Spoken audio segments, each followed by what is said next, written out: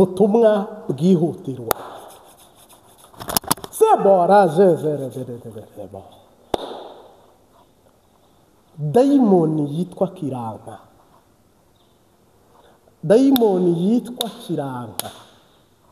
Dayimoni yitwa Ryangombe. Ayo mashitani uko ari abiri yaciririwe n'abami. Ubu noneho urugamba ruvuye muri politiki no mu bene gihugu rwageze mu basoda. Mana yambwiye ngo ubu hagiye kurashishwa imbunda nini n'into, intambara igeze mu basirikare cyangwa se mu gisoda, kandi imiteguro yose y'abadayimoni yarangiye. Ubu noneho umusirikare agiye gupfa, nundapfe koko intambara igeze ku butaka. Kubera ko marayika yambwiye ngo ubwato bwaruzuye, no wabwira abantu ngo nimwinjire mu nkuge, no wabwira abantu ngo nimwinjire mu nkuge. Abantu ntibigeze bumva ko imvura yakubye, kandi imvura yarakubye. Imituragara iravuga, inkuba zirakubita, mugabo amatwi ari mu rupfu ntiyumva. Abagiye berekwa iby'intambara, abagiye babirota, abagiye babivugishwa, ndetse n'abantu banariza n'abandi basesengura, abo bose bamaze kubona ko rwuzuye cyangwa se rwamaze kurenga inkombe. Rwamaze kurenga inkombe. Neva niwe muntu ugiye kongera ateze akaga muri East Africa, kubera ko izi mbonisi i Burundi bigishijwe ibitandukanye, kandi bose nta mpuhwe nta n'umutima bafise vure. Izi mbonisi Imana iziboha amaboko, izibohe n'amaguru. Nukuri icyo kintu Imana itagikoze ibarangabo ku bintu nabonye. Mesiya, Mesiya, Mesiya, uri umugabo w'intwari pe. Iyo urambura ukuboko kwawe, imiyaga n'imiraba birahunga. Iyo urambuye ukuboko kwawe, imiyaga n'imiraba birahunga. Indege zigiye kuguruka zica abantu, abasirikare batangiye gupfa. Igisoda cy'u Burundi kigiye gushyingura cyongere gishyingure. Ibisoda byose byahuriye muri Kongo. Hano hari ingabo nyinshi ntari burondore, nubwo hano ndi bukoresha iminota myinshi muri hangana, afite ubutumwa bwinshi cyane. Ariko Kiranga igiye gusezera iki gihugu, Ryangombe igiye gusezera iki gihugu. Ni ukuvuga aba badayimoni nibwo bwa nyuma bagiye kuva mu gihugu, bahambire. Tekera utwawe ugende, nta mahoro watanze. Hambira utwawe ugende, nta mahoro watanze. Urahumiwe Kiranga, urahumiwe Kiranga. Ni ukuvuga ngo iyi ngoma iravanaho na Kiranga. Kiranga rero dayimoni ngo igiye kuva mu muntu iramutigisa, ikamukubita, harimo n'abiruma. Iyi shitani igiye kujegeza igihugu cy'u Burundi nimara yoho, ariko mu nyanja yaka umuriro n'amazuku ntihazagire igihugu kindi ijyamo. Hano rero twabwiye abantu ngo murondere umutaka, mwugame, mwikinge, mushakishe gava, mugire kava mu kavaringe. Abantu baduhindura ibirofa, ibigugu, ibijuju. Ubutumwa bwaravuze, nta muntu mwigeze mubona ko ibyo yavuze ari byo.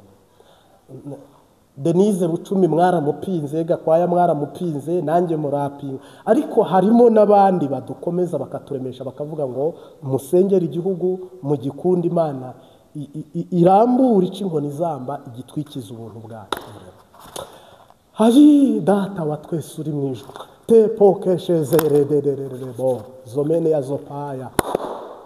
Hayi data wa twese uri mu ijuru, hari abajenerali bagambaniye igihugu Imana imbwiye mugiye kubyozwa. Bantu bagurishije Uburundi, mukagurisha abarundi mu maboko ya shitani. Uburundi bwaragurishijwe buragambanirwa, mbibonye ubu. Biriya byo nibyo naje fitemwe amakuru. Tepoke hari abajenerali, hari abantu b'abarozi. Mwavuze ngo abarundi bahinduke ibitambo, ariko ndagira ngo kumenyeshe ko harimo abantu bagiye kubiryozwa kandi bakabyishyura. Bagiye harimo abantu bagiye kubyishyura. Buno tuvugana harimo abantu bagiye kubyishyura, kubera ko Imana ireba kure, ifite amaso arenze 36. Niko Yesaya yavuze. Ngo yitegereje ngo umusatsi n'umubare wo ku mutwe Uwiteka arawuzi, munsi y'igitandara cy'umukara, ikinyegera cy'umukara, ngo uhoraho ajya cyitegereza akakimenya. Hano rero barundi kazi, hari ijambo Imana yabwiye kuri ngo nzakenyuruza abami hama wowe ngo ukenyeze. Harimo abantu Imana ikenyuruje n'abandi Imana ikenyeje. Itangazo ry'Uwiteka mutegere mu kanya, muraza kumva kuri radio, muraza kumva kuri TV. Atari iyi ngewe ndi gutanga imburi, ndi kuburira abantu, ariko mugiye kumva ibyabaye.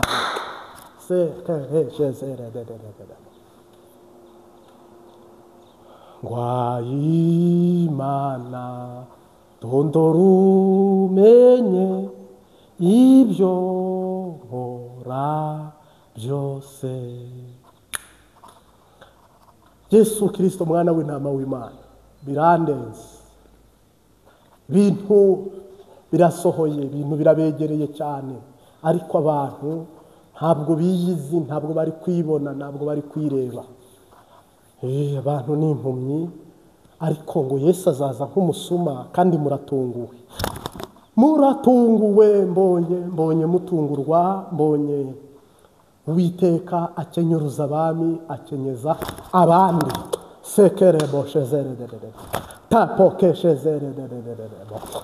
Yesu Kristo mwana w'intama w'Imana, ibyari inzira ntayigihari. Mbonye itangazo rizenguruka igihugu cyose rivuga ibibaye bitari byiza, nshuti yanjye. Bibaye bitari byiza, inkuru mbi.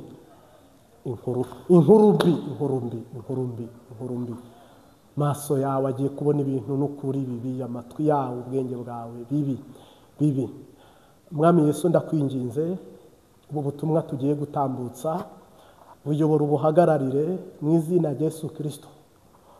Utubanze imbere n'inyuma, ntabe twe ntituvuge ntidukore, ahubwo tube mikorofone, nawe ubwire abagutegereye. Icyubahiro ni icyawe Papa, mu izina ry'Umunyanazareti, amen.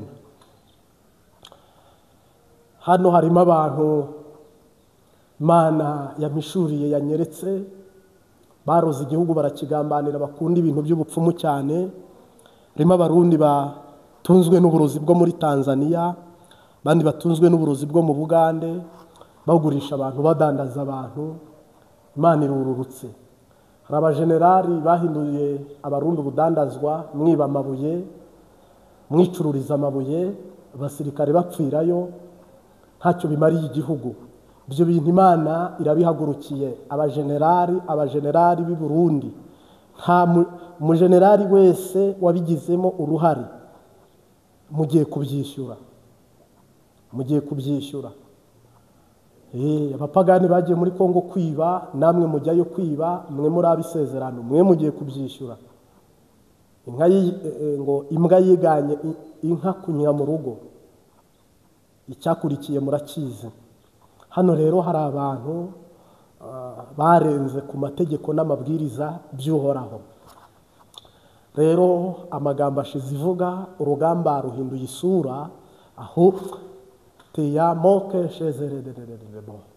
ahubwo abari bambaye barambuwe, abari bambaye ubusa barambitswe, abari baragiye inyuma bazanwe imbere, abari imbere bagiye inyuma. Buno rero ikirere kirarize, isi irabihakanye, gereza zirakingutse, imbohe zigiye gutaha ku buntu, izindi zicwe, izindi zinyuruzwe zicwe, imipaka irakingutse, bamwe bagiye gusohoka biruka iyo bagomba, abandi binjira uko bagomba, abandi nabo binjira uko bagomba, nabo bakate hara cyangwa hariya. Ntabwo mbizi, ariko hano nabonye marayika ambwira ngo itangazo,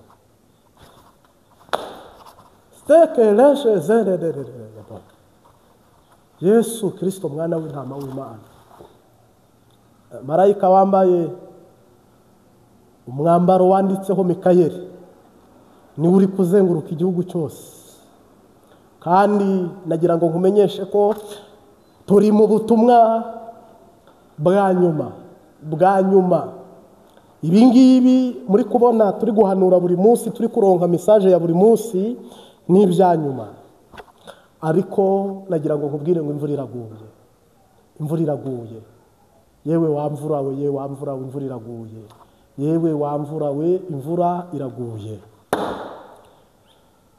Harimo abantu batigeze bamenya ko iguye ngo bajye gushaka aho kugama cyangwa aho kwikinga, ahubwo babifashe nk'imikino, babifata nk'ibisanzwe. Abantu bari gufata abantu ku ngufu, abantu bibye amatongo y'abandi, abantu bisha abandi bakabanyuruza, abantu mwanze kuyoboza politike y'ukuri mukayoboza ikinyoma, mukubaka ikinyoma, muzi ko mu gihugu cy'isezerano bigiye gukunda, birabajabutse, birabarotse, mugiye kwishyura, mugiye kubyishyura, mugiye kubiryozwa, mugiye guhura n'uruva gutashya. Nagira ngo nkubwire ngo hari abantu bazi ko bari bubone inzira, ku manywa harababera mu ijoro hababera urupfu.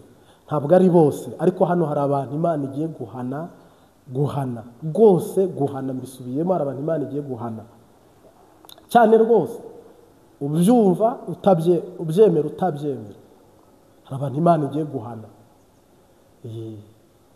Ikindi nacyo ni uko nta buhungiro buhari. Nababwiye ngo Imana ishyireho amagufuri, ibohe izi mbonisi, ibara ritagwa. Ariko ibigiye kuba, narababwiye ngo inama yarateranye, sinadoma ko ndababwira nti rwose amafaranga yaratanzwe menshi ava muri Amerika ndava i Burayi, menshi cyane, kandi tesite zo ku bibuga by'indege zarakozwe, bazabakupira umuriro n'amazi ku kibuga cy'indege, ntayizaguruka nta n'izagwa, kandi amahanga azabatererana. Amerika ntabyo izajyamo, Burayi ntabyo buzajyamo, kandi bizakubita rwose bikubagurane, kuko Imana yabyemeye. Hama koko Uwiteka ari guharurira inzira umwami Dawudi, ari guhagurura inzira umwami Dawidi, ni ngombwa ko binyura ahangaha, binyuze aho nyine birahanyuze.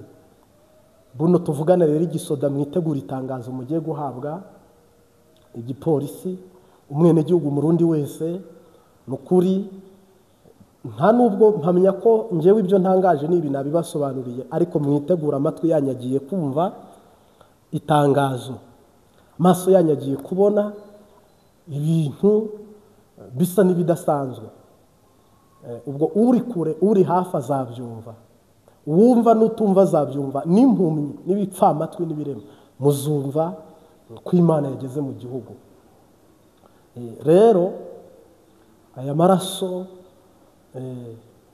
agiye guseseka, hari abantu bazabiryozwa, hari n'abagomba kubiryozwa, kubera ko ikibi akebo ugezemo bakagukubiramo inshuro zingahe? 7. Hayi Data wa twese uri mu ijuru, izina ryawe ryubahwe, ariko ubwami bwawe ntibuze. Mana ya Danieli na Mishake na Yakobo, ku burundu ugaragare, ni wowe Mana Mana ya Danieli na Mishake na Yakobo, no ku Rwanda ugaragare ni wewe Mana. Mana ya Aburahimu na Isake na Yakobo, muri Kongo ugaragare ni wewe Mana. Aka kajagari kose harimo Burundi, harimo Kongo, harimo Rwanda, udafise inkomezi aho inzovu zirwaniye hababara ibyatsi. Birahona. Rero izi ngwano zose, izi ntambara zose, ibi bigiye kuba, ibi bigiye kwibonekeza, ibi byose mugiye kubonesha amaso yanyu. Ubwo buri gihugu kiri mu murongo wacyo n'ubuhanuzi bwacyo n'ubutumwa bwacyo n'igisoda cyacu. Ariko nagira ngo nkumenyeshe ko Kongo, u Rwanda, u Burundi hamwe biraturitse, biratobotse, birarutse, ikirunga kirarutse. Amarira, agahinda, umubabaro n'umuborogo. Unyemerere, mfite message ndende ariko ndagerageza nyihine. Ndabivuga misiyo yose, imigambi yose, strategy zose zihari n'ibigiye gukorwa n'ibigiye gukoreshwa. Hama washima gukira uhungu uve muri ibyo, washima gupfa ukira muto na gikapu cyake.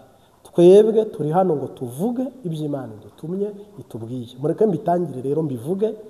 Hano ndumva umwuka wera muri jewe ari kududubiza ambwira ngo vuga, ndi kumwe nawe. Sebo reshezerererebo Mana data twese uri mu ijuru.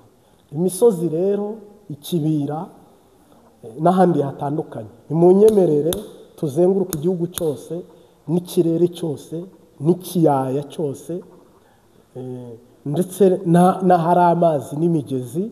Ubundi data yiyubahishe, data agira ate yemwe yiyubahishe, data agira ate yemwe yiyubahishe. We rero wumvira ubutumwa kwihana no guca bugufi, uhoraho aguhe kuza kurokoka. Nuninangira ubwo uramenyana n'Imana, nge nta rubanza aca. Umwe yagiye kuburira Nineve, Yona, wahagarara ahantu yitegeye ko bari burimbuke, ntibanarimbuka. Gerera ibyo no comment. Icyo shinzwe n'ubutumwa n'ubwumvirizame n'utanabwumvirizame, ariko njewe icyo sabwa niki mureke nkikore rero mu izina rya Data n'Umwami Yesu n'Umwuka we. Yesu Kristo adutabari. Naringarutse ubuhanuzi bwihutirwa cyangwa se kwihishurirwa n'iyerekwa ryihutirwa nk'umunyamasengesho, nk'umuhanuzi, kandi tuvuga ubutumwa tudatinya. Haleluya.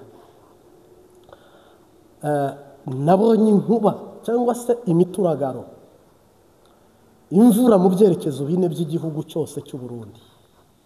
Imvura nyinshi, imvura y'impangukano, kandi imvura isigura ibintu bibi rwose. Nyine biteye ubwoba, ariko tureke kubivuga se ko biteye ubwoba. Bibiliya ivuga babaho, ikavuga n'abapfa. Uwiteka avuga bazajya mu ijuru, akavuga n'abagikuzimu, akavuga ubupagani, akavuga n'ubukristo. Natwe rero dushize amanga mu minota tugiye gufata hano, ndetse iri bube miremire kuko ubutumwa Imana yampaye ni bwinshi, murihangana tubudondagure. Koko buno Marika yambwiye ngo dore imvura irakubye, dore inkuba ziri gukubita, kandi igicu cyaretse, izuba rishizemo, ariko nta muntu n'umwe ufite gahunda yo kujya kugama cyangwa kwanura ikintu ciwe icyo ari cyo cyose. Akarorero, umuntu wese yabonye imvura ikubye yihutira kwanura cyangwa kwegera aho ari bwugame. Mugaba Abarundi, n'ubu muranyita umusazi, munyita injajwa, munyita ikirofa, ikigugu, kubera ko mufite amaso ntimubona, mufite amatwi ntimwumva. Yesu azabatungura nk'umusuma, ariko ntabwo mubiha agaciro. Rero iyi mvura yakubye kugwa, ntabwo yakubye ngo hazemo umukororombya ipfube, yakubye ari imvura igwa, kandi ni imvura nyinshi.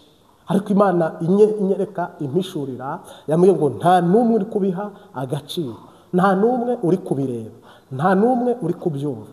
Kandi urugamba rw'amagambo Marika yambwiye ngo rurarangiye. Hari urugamba rw'amagambo za politike za disikuru za neva horaho yambwiye ngo ibyo nabyo Imana ibishyizeho iherezo birarangiye bayi Haruna, ahubwo ngo urugamba rusigaye n'urw'imbunda n'urw'abasoda. Hano rero ishyano rishatse irindi shyano, kandi ishyano risimbuwe n'irindi shyano, kandi akaga gasimbuye akandi kaga, ndetse n'umuruho witabye undi, ndetse n'amahano mu yandi. Ni ibitabaho, ni ibigoye, ni ibiruhije. Niyo mpamvu kubivuga natwe biduteye kubivuga nyine, kugira ngo Yesu yaravuze ngo nubwo harokoka imwe muri 99 intama imwe ikarokoka, ariko asanganwe 99 n'iyi mwagarutse kuyirondera. Niba uri intama imwe n'ukuri akurondere, wumva ijwi ry'urangururira mu butayu, numara wihane, ufate decision, wizere ko Imana yakudoma ku ikimenyetso, agahanga kawe n'akabene wanyu kakarokoka, uhoraho akagukiza. Buno intambara ibaye y'abasirikare, yari y'abasivile, ariko nguhamije ko intambara buno yahindutse iy'abasoda. Iminsi usigaranye, iminsi uri kureba imbere yawe, intambara igiye kuba iy'abasoda. Ivuye mu basivile igiye mu basoda, inyeshyamba ndetse n'abenegihugu, ndetse nimunaraba mukitegereza neza, hano hagiye kuba icyo nakwita isibaniro. Isibaniro ni ahantu inzovu iyo zihagwane hababara ibyatsi. Hano tubabajwe n'abenegihugu, tubabajwe n'abantu bagwa mu mporera. Hano hari n'abatarigeze bumva inzara, hari abatarigeze bagira ibibazo by'ibitoro, hari abatarigeze bagira n'ibibazo by'amahera, bibereye ahantu mu yindi si, mu rindi juru batazi urubategereje imbere. Hano rero intara zose ziri mu marira, ziri mu gahinda, ibisagara byose bicuza umuborogo. Mugabo nagira ngo nkusabe wumve ubu butumwa kandi wumvire. Abarota bararose ko iyi mvura igiye kugwa, aberekwa bareretswe ko iyi ntambara ihari, abafite amakuru barayafite ko iby'Imana yavuze bigiye gusohora. Abantu bavugishwa, abarota, abumva ijwi, abantu berekwa, ndetse n'abapfumu n'abarozi, aya makuru barayafite. Mugabo ingorane ihari, hari abakizwa bari mu rusengero badafise makuru habe na mba. Rero Imana yambwiye ngo hagiye gupfa abantu benshi, hagiye guhunga abantu benshi, kandi ni iby'agahe gato, kandi Uburundi buri mu kaga, Ubugande buri mu kaga, Tanzania iri mu kaga, Kongo iri mu kaga, u Rwanda ruri mu kaga. Hano hagiye kuba ikintu nakita turatugabane niwanga bimeneka ka wa mugani, abantu bize ya migani ya Bakame, ngo ni turatugabane niwanga bimeneka. Hano hari horemi, uri horemi ni uri burokoke. Hano rero abasoda nibo bagiye guhura n'uruva gutaha. Politiki iraheze, disikuru ziraheze, imigani irarangiye, ibiganiro birashize, ahubwo buna abasoda nibo bagiye kwambarana, nibo bagiye guhigana, nibo bagiye kwikorerana, nibo bagiye guhambirana, nibo bagiye gutimbagurana, nibo bahuye n'uruva gutashya. Yewe muntu wumva ijwi ry'Imana ukanangira umutima, kazi yake kila mtu na chikapo chake. Urabeho turagiye Nyiranziga nejo, urabeho turagiye Yengwa kabiri gito kawe Nyiranziga nejo, urabeho turagiye Nyiranziga nejo. Wibibihe turimo si byo gukinishwa, kuko ari igihe cy'intwara n'intwari zinaniwe.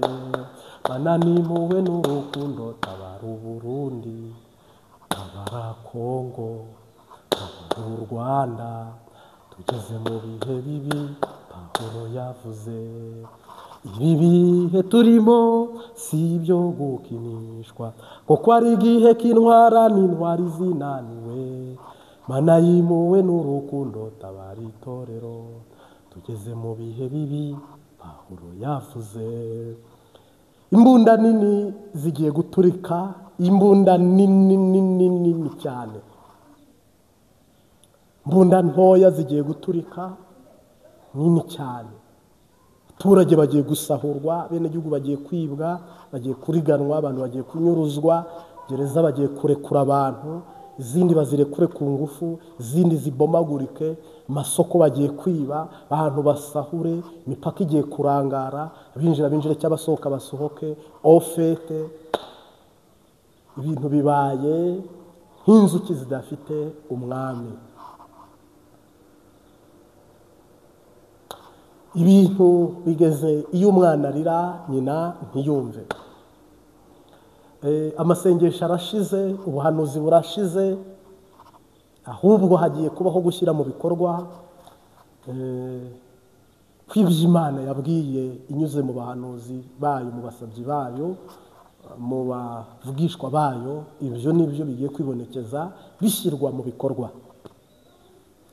Rero iyi ngoma ya Evariste Ndayishimiye niyo ngoma ivuyeho igateza akaga East Africa, Afurika, ndetse by'umwihariko ubwo urumva aho iherereyeho bizaba bibi cyane kurushaho.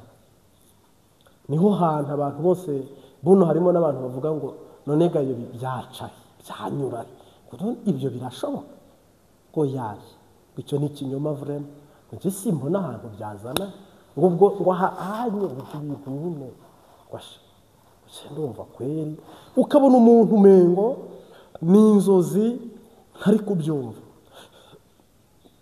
Ntabwo turi mu biyago bindi, nta nubwo turi mu mipyinato yindi. Ibyo tuvuga si ibyanjye, si ibyo natumwe n'umuntu uwo ari we wese. Oya, ni ijuru riri kuvuga ngo sengera igihugu cyawe, kubera ko abadayimoni bo bamaze guha intwaro, bamaze gutegura icyo nakwita abantu babo Nyabingi, Ryangombe, Kiranka.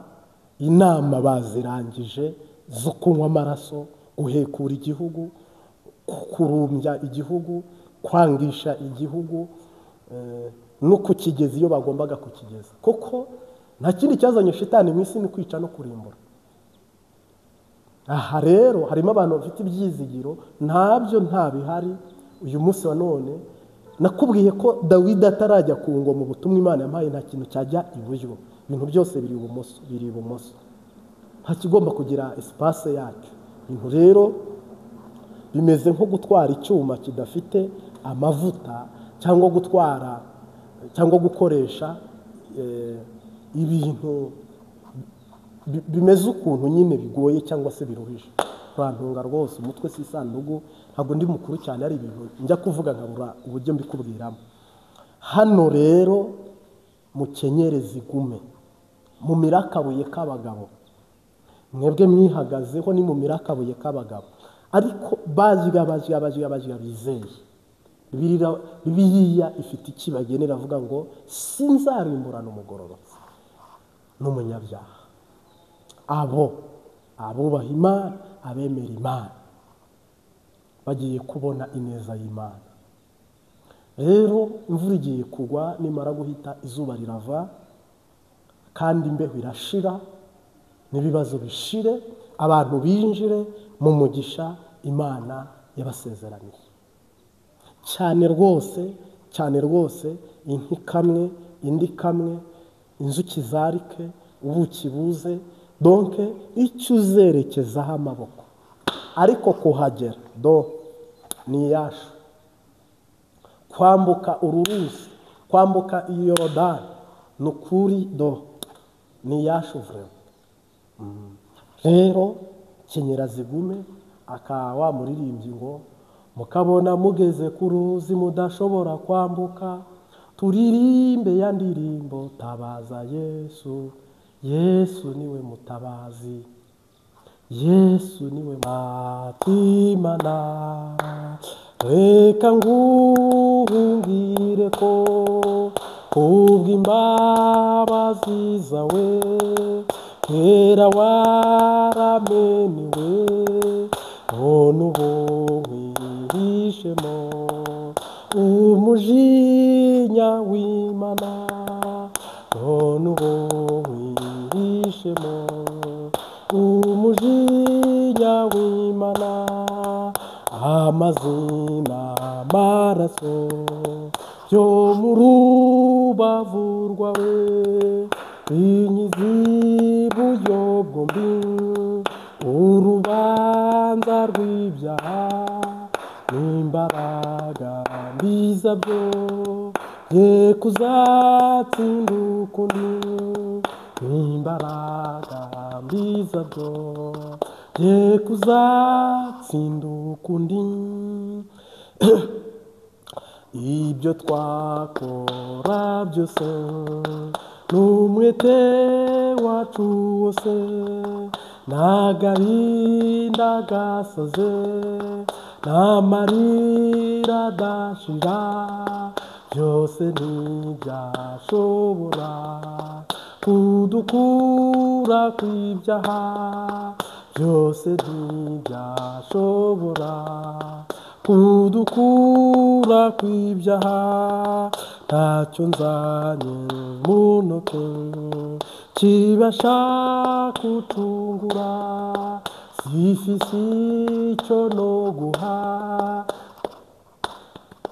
nizeye umusaraba uwo wapfiriyeho, niwo njyaniringira, uwo wapfiriyeho niwo njyaniringira.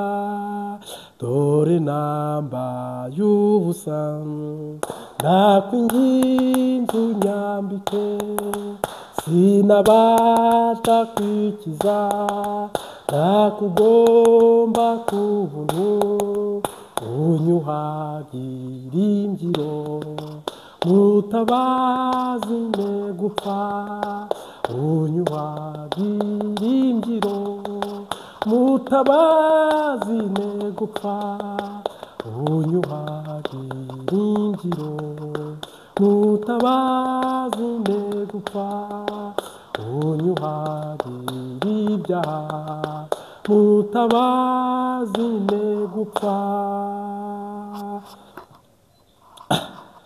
Ndakugumbiriye mu izina ry'umwami wacu Yesu Kristo, amahoro y'umwami wacu Yesu Kristo abane nawe, cyambo cy'abarundi, amahoro amahoro amahoro mugenzi. Ndagaruka kuri iri jambo Yesu yabwiye abantu, arababwira ngo musaba nabi niyo mpamvu mutishugwa. Mbwira abantu ngo hari emeri yanjye yasibamye, hari abantu tutakivugana, nibigushobokera ukaba ubashije kuba ugifise nimero uzonyandikire, bizaba byiza ari igihe wagira ngo ni urwango cyangwa ni ikindi cyabaye, ntacyo, nerere yabayeho emeri barayidirentinga, mugabo nunyandikira nzaca mbibona. Yesu rero abwira abantu ngo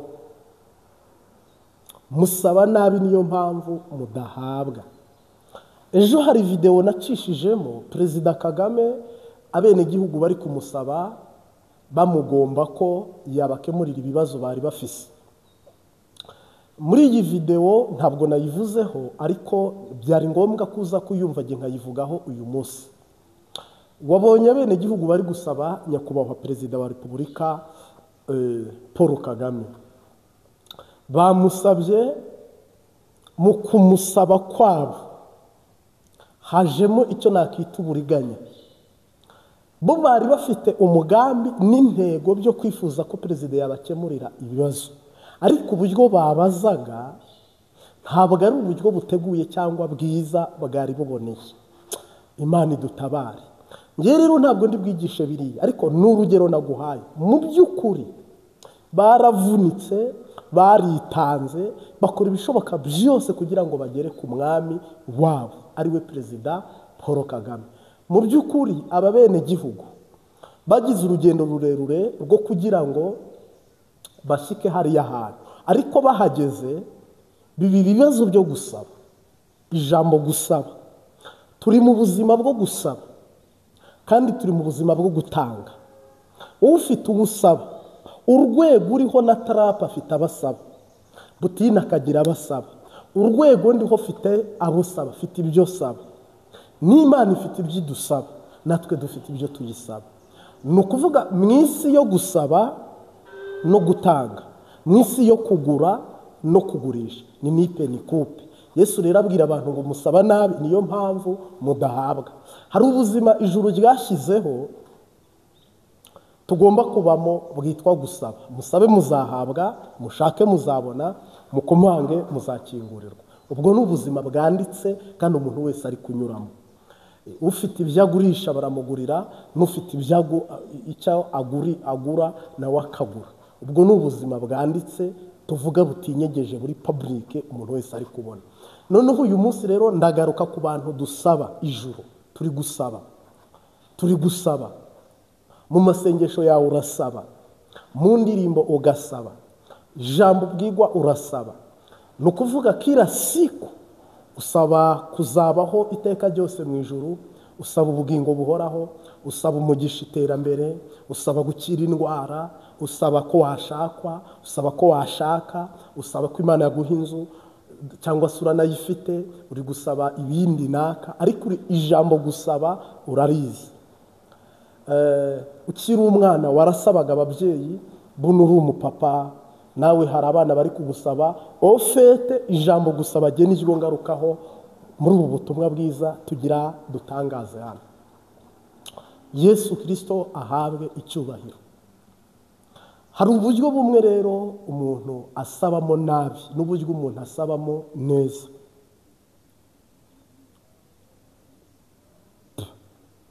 Icyambere ugomba gusaba umuntu uzi, usaba saba uwazi kandi agasaba ibyazi. Kandi usaba Bibiliya ivuga ngo abasengera data mu kuri no mu mwuka, abo nibo bana b'Imana. Ofete dukwiye kuba duhagaze mu murongo witwa ukuri. Noneho twarangiza tugasaba. Aba baturage mwabonye bari gusaba Perezida Paul Kagame, bamutandukanyije na Perezida wa Kenya, Perezida w'Ubugande, Perezida w'u Burundi, Perezida wa Kongo, Perezida w'ibihugu bitandukanye. Bo bamenya Perezida wabo. Bibiliya rero ngo indogo bimenya shebuja, inka ikamenya urugo itahamo, ariko umwana w'umuntu ayoberwa Imana. Yesu nawe rero aravuga ngo musaba nabi niyo mpamvu mudahabwa. Abantu bafite ubumenyi bukeya bwo gusaba, ubumenyi bukeya bwo kumenya uwo basaba no kumenya uko basaba.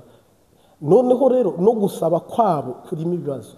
Mwabonye bari gusaba uburyo shitani yabariganyije.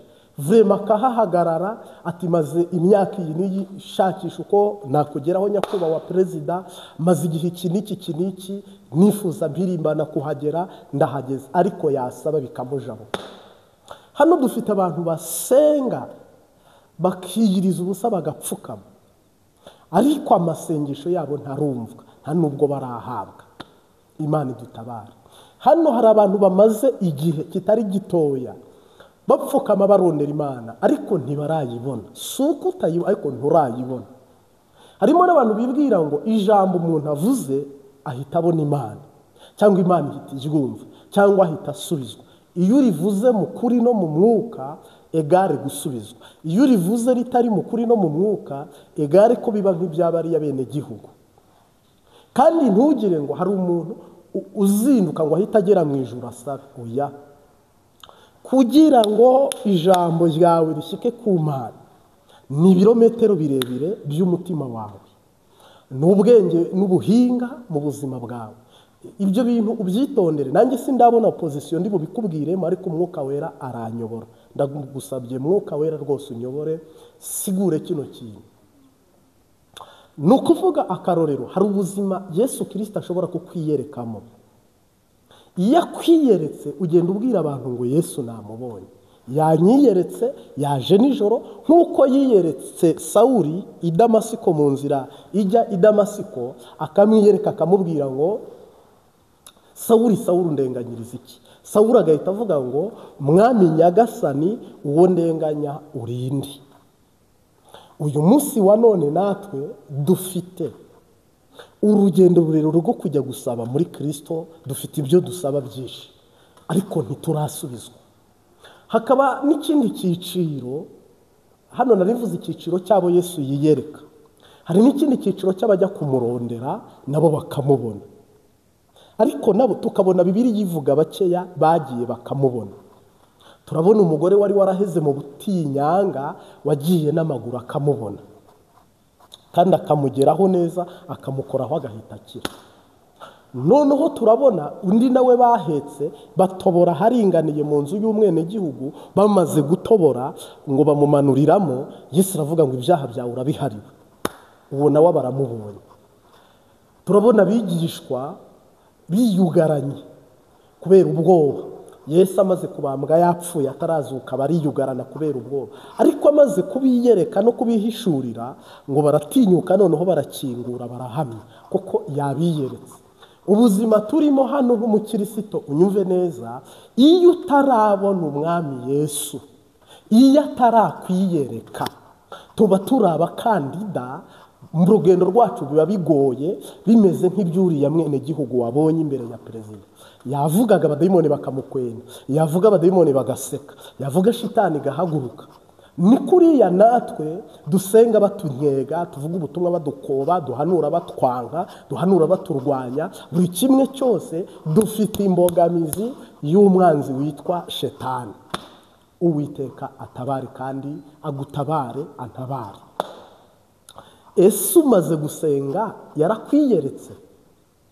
Hari igihe tuba tumuzi muri Bibiliya, hari igihe tumumenya bamutubwiye, hari igihe tumumenya tumwumvise, hari igihe tumumenya abandi bantu bari kumwigisha nk'uko ndi kumwigisha. Mu buzima bwawe yari yakwiyereka? Ese umaze kumwibonera? Wowe umaze igihe umurondera umushaka, wari wamubona? Iyo wamubonye ibintu biba bifashe umurongo mwiza. Iyo utaramubona uba ugikubita hirya no hino ugishakisha. Niyo mpamvu iyo tugeragejwe n'ibitari bike kandi byinshi, turagamburura tukamwihakana kubera ko ntabwo tumuzi. Iyo indwara ikugejeje kure ujya mu bapfumu, nuko atarakwiyereka cyangwa ngo umwibonere. Ariko Yobu wari umaze kumubona, yahagaritse ibyo kuvuma se na nyina, ahagarika ibyo kuvuma umunsi inda yamusamyemwo iryo joro, ahagarika kuvumana no gutukana, atangira guhamya kw'ibyo yabuze byose n'ubuzima bwe ndetse bugiye azazuka yambaye undi mubiri asa n'Imana. Ndetse ahamiriza n'umugore we ngo uvuze nk'umwe mu bagore b'abapfapfa. Uwiteka yabiduhaye, yaburate kuduha ibindi cyangwa se yaburate kubyisubiza. Ni ukuvuga uhamya bisaba kuba umuzi, kandi uwo wigisha bisaba kuba umuzi. Rero amahirwe waba ufite ni uko yakwiyereka, amahirwe waba ufite ni uko wamurondera ukamubona. Akarorero, hari abantu bazi gusenga, bazi kuririmba ku buryo ahaguruka gushika mubonye cyane rwose. Karara ijoro akirirwa amanywa akihiringa, agakukuza, akarwana inkundura, akarwana umuhenerezo, akarwana kugeza avuga ngo ndakubonye mwami Yesu. Akaba aramubonye rwose, akamubona 100%, akamubona akajya kumuhamya. Twebwe rero iyo turi kujya guhamya, niyo mpamvu mwabonye hari abadayimoni bigeze babwira intumwa za Pawulo umengo, niba ntihenze, abadayimoni baravuga ngo uwo muhamya Pawulo twebwe turamuzi, nawe aratuzi, se mwebwe muri bande? Ngo abadayimoni babajyamo. Ni ukuvuga iyo uhamya Yesu hejuru y'intumbi, Yesu muzi, intumbi irazuka. Iyo uri gusengera umuntu urwaye sida, Yesu akaba ari muri wowe, ukaba uvuga ukuri ndetse kuri mu bugingo, inzira n'ukuri n'ubugingo, sida iva mu muntu igahunga. Ijambo ryose uzategeka mu kuri no mu mwuka rya Yesu Kristo wakwiyeretse cyangwa uzi, egari igisubizo uzagitahana. Noneho rero biragoye ko wajya gusaba ubutazi, kuko gusenga dusenga dusaba, dusenga duhamya, dusenga tumenyesha abantu uwadutumye kwamamaza ubwami bw'Imana. Dusenga tubabwira ngo si jewe, simuboneje, ntimwumveje mugabo hari uwantumye uyu rero niwe wambwiye ngo mbahamirize haleluya. Ibyo byose nzabinyuramo senga kuko Yesu yabinyuze masenga abanzi banjye azabahindura abakunzi banjye. Ibyo byose nzabinyuramo senga ibyo byose nzabinyuramo senga kuko Yesu yabinyuze masenga abanzi banjye azabahindura abakunzi banjye. Ibyo byose nzabinyuramo senga ubusinzi nzabunyuramo senga ubusambanyi nzabunyuramo senga abarabanza nzabahindura abakunzi banjye. Ibyo byose nzabinyuramo senga abarozi nzabanyuramo senga abicanyi nzabanyuramo senga abarabanza nzabahindura abakunzi banjye. Ibyo byose nzabinyuramo senga ibyo byose nzabinyuramo senga kuko Yesu yabinyuze masenga abanzi banjye azabahindura abakunzi banjye. Ibyo byose nzabinyuramo senga senga senga ntacyo uzobura senga senga ntacyo uzobura senga. Erega iyi Mana dusenga ntabwo izodutererana erega iyi Mana dusenga ntabwo izodutererana. Harimo abantu bumvise iyi ndirimbo bagira ngo iba mu gitabo, ni ibihimbano by'umwuka, ni amakorasi, ntabwo biba muri kantike mu gushimisha cyangwa mu gakiza. Oya, yego ubwo rero hari ababimbajije namwe ndabashubije. Nigarukire kugenda uhamya Yesu uzi ntako bisa. Yosefu koko yari yarabonye Imana, Bibiliya imuhamiriza ko yahamije imbere y'umugore wa Potifari mu Misiri. Arahamya arabishobora sha. Kandi Bibiliya ivuga ngo uzi Imana ntakora icyaha, ariko utarayimenya akora icyaha. Iyo Imana utarayimenya birakorohera gukora icyaha. Iyo wamaze kuyimenya n'ukuri biragoye gukora icyaha. Ngira ngo urantahura kandi urabyumva neza. Natwe uyu munsi wa none turi abakandida bo gushaka Imana. Ntituyishaka nk'abayitaye, ntituyishaka nk'iba mu ijuru, iri muri twe. Ariko hari ibintu dukora kugira ngo tubashe kuyimenya, tubane nayo, tugendane nayo. Muri twebwe hari imirimo, hari ibikorwa, hari activite. N'ubu ibindi gukora ni bituma nyimenya kuko ndi mwivuga butumwa. Izina rya Data rihabwa icyubahiro. Noneho rero hano iyo umuntu yamaze kumenya Imana, icyo akozeho kiramwumvira, icyo ategetse kibicyo, icyo agize kibicyo, donc uhinduka Imana. Habura iki ngo rero tumenye Imana? Biterwa n'iki ko tutamenya Imana? Bipfira he kutamenya Imana? Niho natangiriye nkubwira ngo ubumenyi bukeya dufite, abigisha bakeya dufite. Ntabwo abantu batwigisha Imana mu nyungu zo kugira ngo twiyereke cyangwa natwe tuyishake tuyibone. Batwigisha Imana kumenya ko yabayeho, kumenya n'uko izabaho, kumenya uko Imana ngo ikunda abantu. Donc bakabigira simple, bikaba misa, bakabyoroshya, bikaba ivanjiri, bakabiha umwanya muto, bikagira ikosi yoroheje, formation iciriritse, bakabigira ibintu biri simple, donc bakabyoroshya. Noneho natwe bikatubamo byoroshye, bitubakitse, bidakomeye, kugeza ubwo iyo ugeragejwe cyane nyine bita bisenyuka byose. Niyo mpamvu rero nagarutse aho natangiriye ngo n'ubumenyi bukeya mu kumenya Imana, mu gukorera Imana, mu kugendana n'Imana umuntu aba afite mu bigerageza umuntu abamo, ukabitindamo, ukabirambamo, ufite ikintu kikakubaho ukabura n'uko ukivamo. Shitani itinya Yesu, abadayimoni batinya Yesu, niba wirukana satani ntagende, ukarwanya abadayimoni ntibaguhunge, kandi bivuga ngo muzirukana abadayimoni mu izina rya Yesu, niba ikigeragezo ubana nacyo utagishaka ariko kikakwiziringiraho, ufite dufite ikintu kiri muri twe kigoye kirekire kibi kitubuza kitubangamiye kumenya kubonana n'Imana. Umwami Yesu adutabare. Nuza kwitegereza uraza gusanga rero abigisha batwigisha kumenya Imana mu kuri no mu mwuka ni bake cyane. Abigisha batwigisha aka kanya donc ukabatizwa n'umuriro ndetse ukanabatizwa n'amazi menshi, kandi umuntu ukubyaye akakubyara bitari bajeyi, bitajenjetse, bitoroheje, akakubyara nk'umusoda, ntakubyare nk'umusivile, akakubyara nk'umusoda wa Kristo, akakwigisha ijoro kurikoreramo Imana, akakwigisha amanywa kuyakoreramo Imana, akakwigisha urugendo rwo kugendana n'ijuru, akakwigisha amaso yawe akaba amaso abona uwo ukurikiye, amatwi yawe akumva konegisiyo y'ijuru, akanwa kawe kagahamya umuntu wamuhamya mu gitondo, saa sita akaba yagaragaye, wamuhamya saa sita, saa saba akaba aboneka, wamuhamya mu ijoro ukamubona, wamuhamya ku murango ukamubona. Twebwe tugenda tumeze nk'impumyi, batubwira bati nimuririmbe ijuru muzajyamo, ntabwo tuzi, nyiraryo ntitumuzi, nimusabe.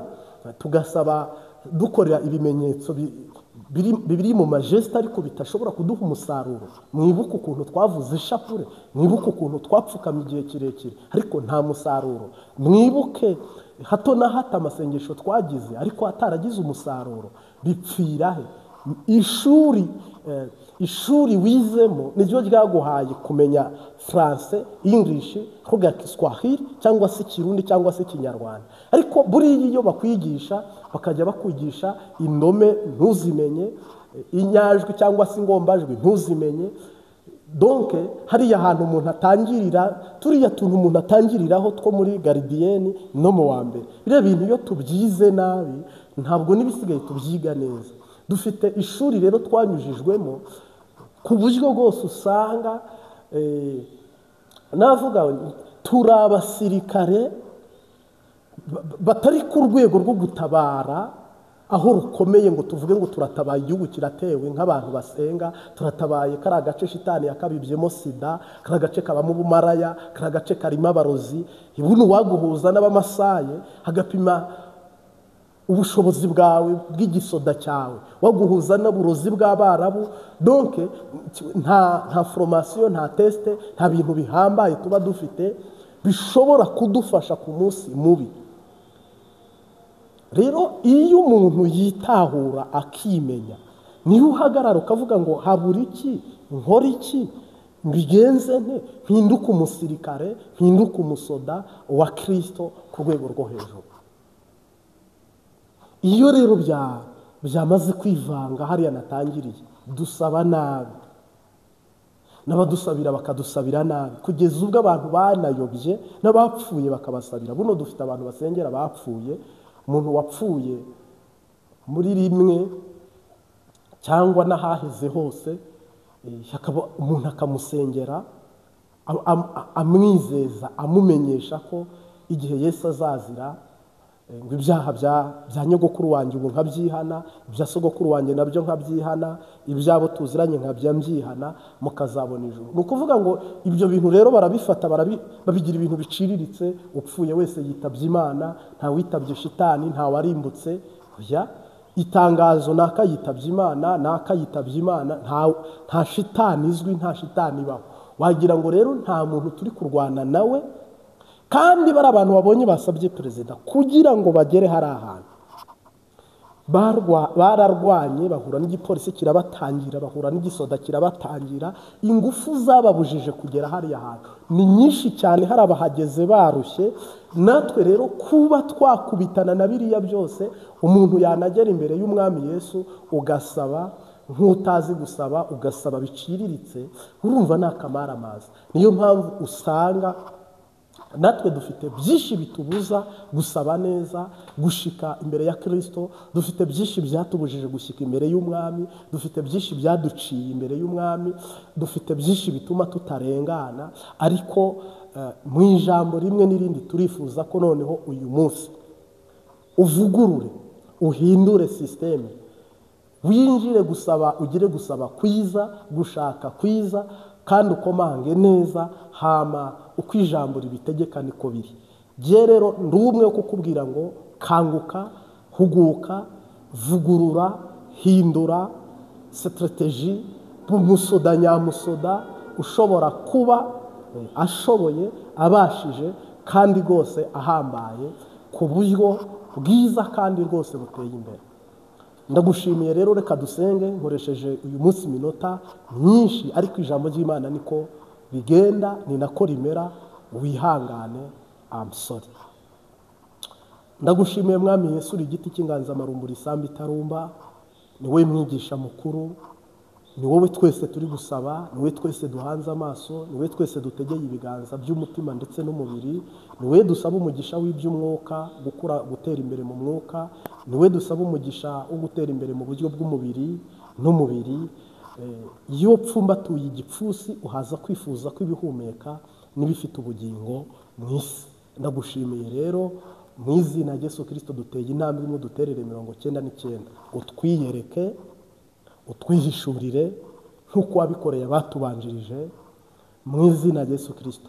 Cyangwa se natwe duhe kukurondera cyangwa kugushaka tukubone Mwami. Urugendo ni rurerure, inzira ni ndende, ariko dufata ukuboko mu izina ryawe, we wadumeneye amaraso ukaducungura ukatubambirwa. Nifatikanyije n'umuntu wese ubashije kwizera ubu butumwa bwiza, mu izina ry'Umunyanazareti, none n'iteka ryose, amen. Ndagukunda, ndagushimiye, ndakunezerewe, uhezagirwe cyane kubw'Umwami wacu Yesu Kristo. Ubwire uwa Mungu mwiza, ndetse ejo uzatangire n'uwa 7 w'iminsi 7 mwiza, mu izina ry'Umunyanazareti, amen. Salut.